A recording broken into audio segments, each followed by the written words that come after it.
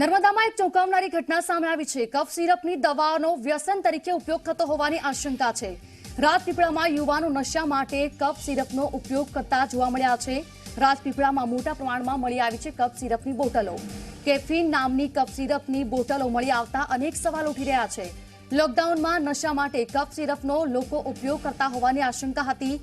આ મામલે તપાસ કરવામાં આવી રહી છે।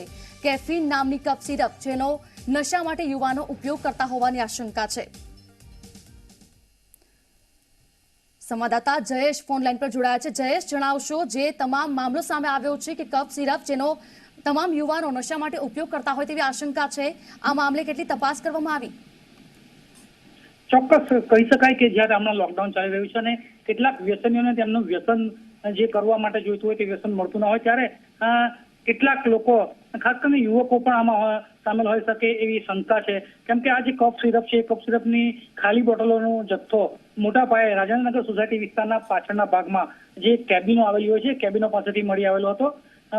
અને આ જે જથ્થો છે તે ઘણા મોટા પ્રમાણમાં હતો અને ઘણા દિવસની અહીં સાફ સફાઈ પણ ન થઈ હોય તેમ લાગતું હતું, કેમ કે આ જે કફ સિરપનો જથ્થો હતો તે ખૂબ જ મોટા પ્રમાણમાં હતો। તંત્રની પણ ચોક્કસ એક નિષ્કાળજી કહી શકાય કે ઘણા સમયથી આ બોટલો પડેલી હશે પરંતુ તેનો નાશ થયો નતો, પરંતુ આજે અચાનક જ જ્યારે એનો વિડીયો વાયરલ થયો હતો ત્યારબાદ તંત્રએ પણ આની સાફ સફાઈ કરી હતી અને અહીંથી આ ખાલી બોટલો ખસાવી હતી। જો કે એક શંકા જરૂર જાય છે કે આજે આટલી બધી માત્રામાં ખાલી બોટલો હતી તેનો ઉપયોગ નશા માટે પણ કરી શકાય, કેમ કે ડોક્ટરનું પણ કહેવું છે કે આ એક નાર્કોટિક ડ્રગ છે અને આ ડ્રગ જે છે તે જો આખી બોટલ પીવામાં આવે તો એ ચોક્કસ નશો કરી શકે છે।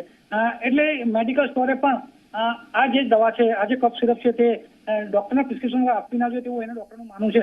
છતાં પણ ઘણા લોકો આ જે કફ સિરપ છે, કફ સિરપ લઈ અને નશો કરતા હશે એવું હાલ તો બહાર આવી રહ્યું છે। બિલકુલ, જયેશ, આભાર આપનો।